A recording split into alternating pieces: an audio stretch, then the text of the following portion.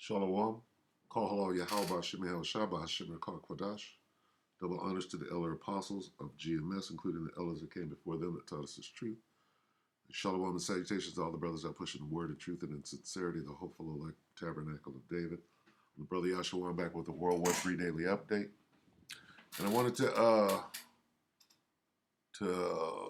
do a little quick update on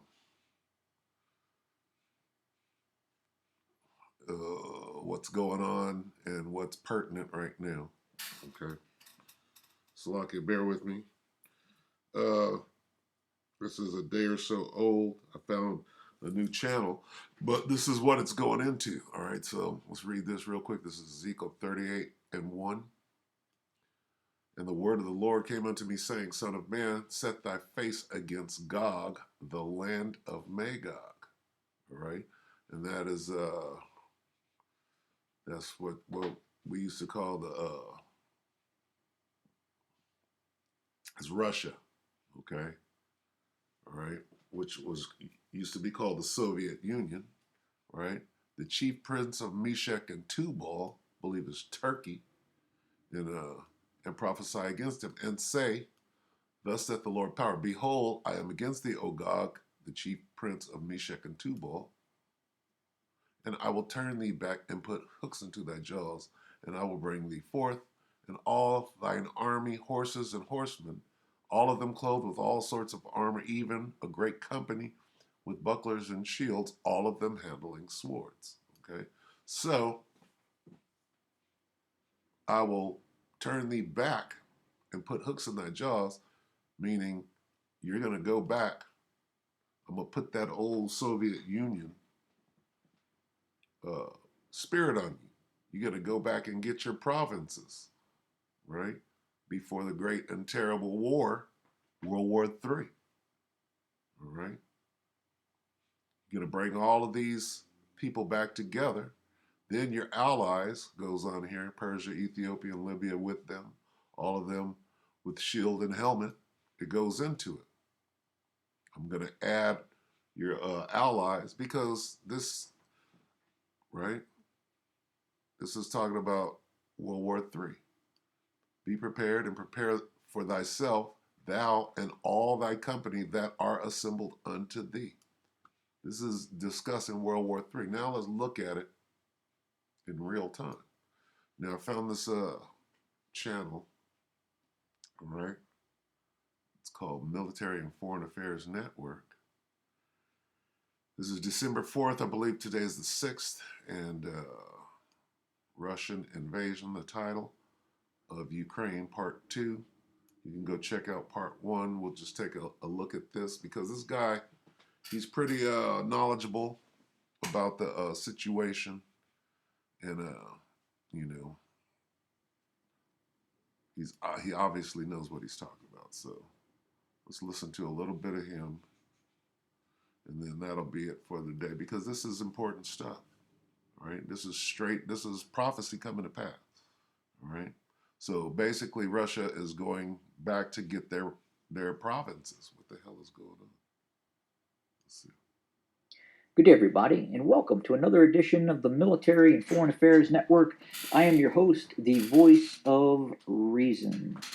I wanted to do an additional video on the ongoing situation between the Russian Federation and Ukraine, and really the Western NATO countries as well. Again, the rhetoric is incredibly intense. We're starting to hear additional information that would indicate additional Russian forces are moving near the border with Ukraine. That force construct could, one would estimate, to be up to 100 tactical battalions and up to 175,000 personnel.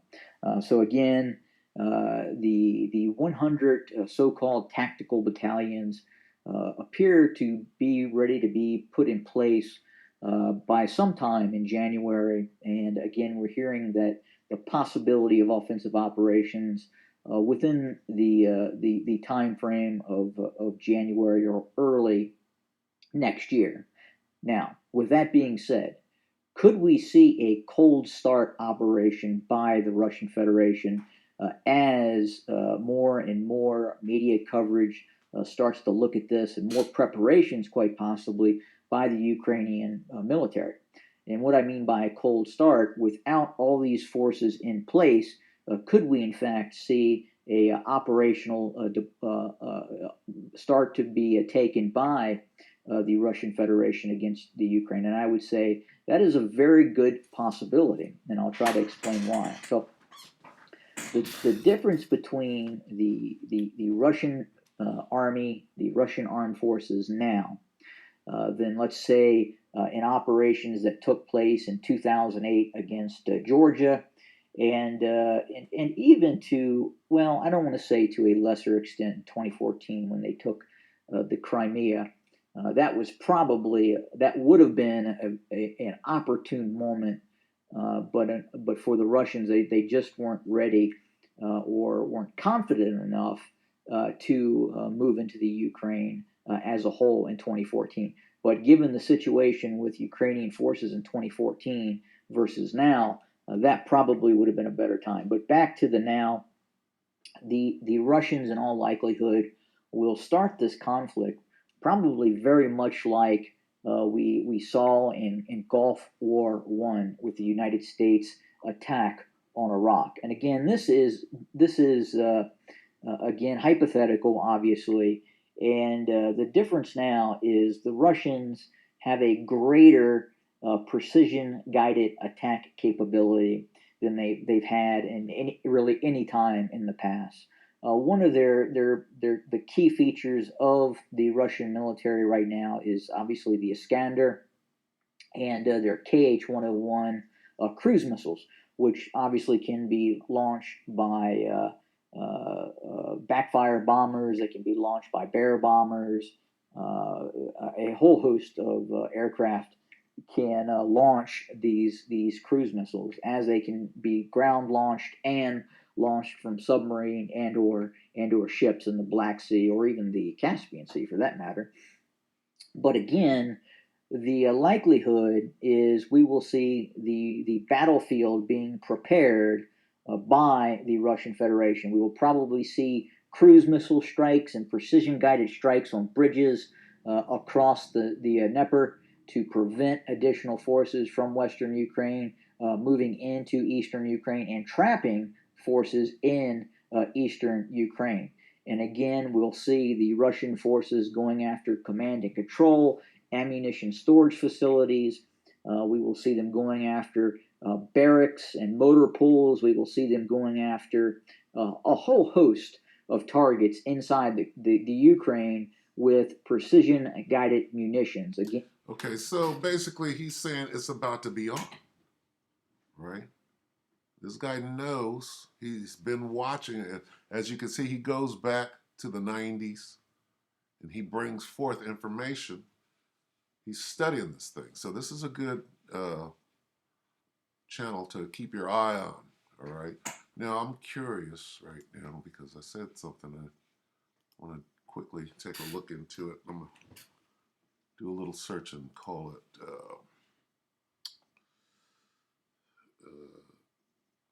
countries of former Soviet Union.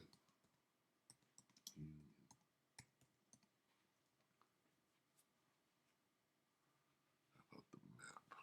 Let's take a look at this.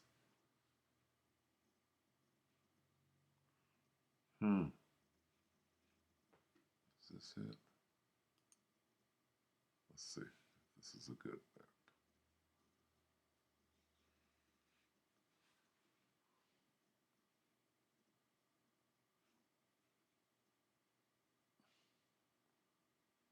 Let's see.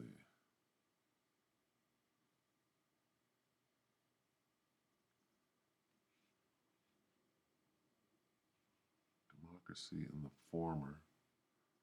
That's democracy. Let me see.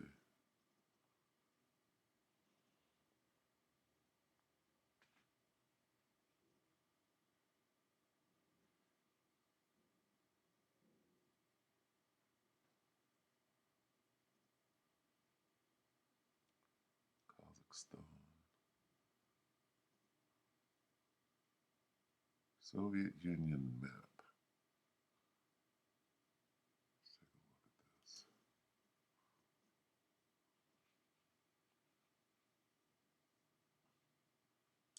Okay, so just outside, let me see, Ukraine.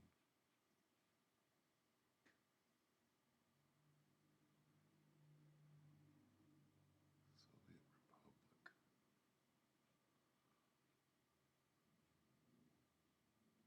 Kazakhstan. Okay. The Stans weren't involved then, huh? Estonia. I was looking for this. Are they just outside of it? Former Soviet Union.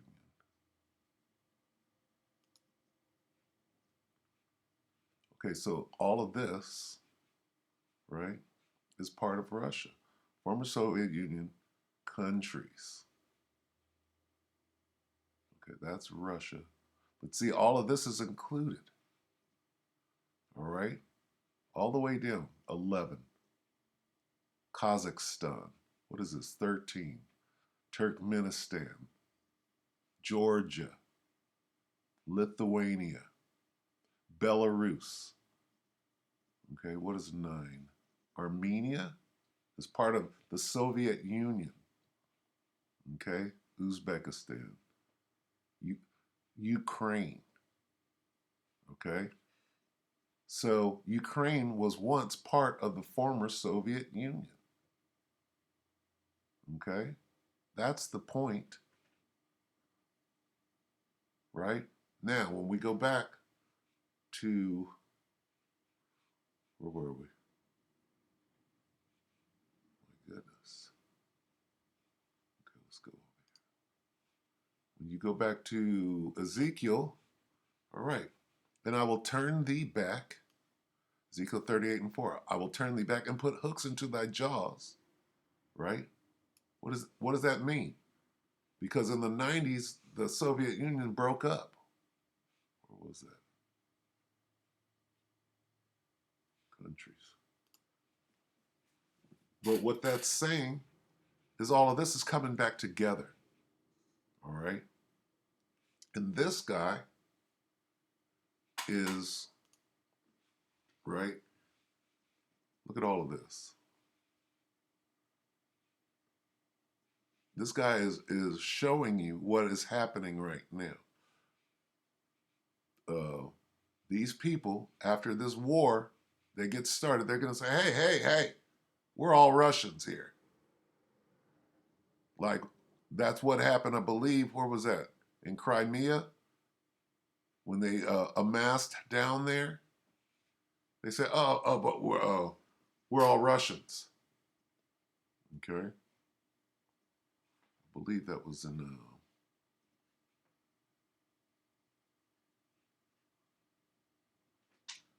let's see. I preach you with all the bravado and rhetoric coming from the native sector. And Poland, do you think Poland will try to jump in whenever Russia does that's not what I'm looking for. To the negotiating table. Do they really want total war? Somebody, let's see.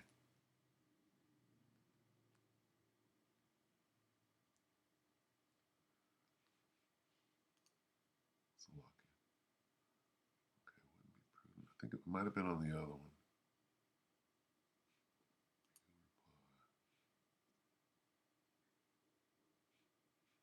Slovakia, I'm going off right here into something else. I'm looking for a comment that I saw.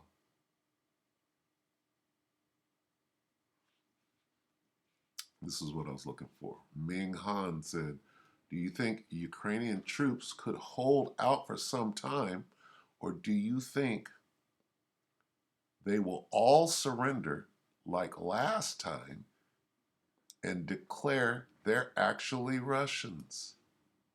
Okay? That's what's going to happen. All right? This is what's going to happen according to the scriptures. All right?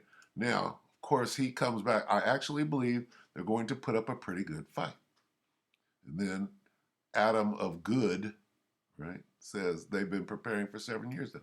Here's what's going to happen according to the scriptures. They're going to surrender like last time and declare they're all right. We're going to go back to the Soviet Union. And that's the point. Okay? And here it is. And I will turn thee back, you Russians, and put hooks in thy jaws. And I will bring thee forth, and all thine. They're going to turn into the Soviet Union again. And that's what we're watching. Okay? This guy's breaking it down. All right, so we'll keep our eye on this because this is nothing less than the prophecy jumping off the page. So with that, we'll end it right there. I hope that the elect were edified. And with that, we're going to say shalom.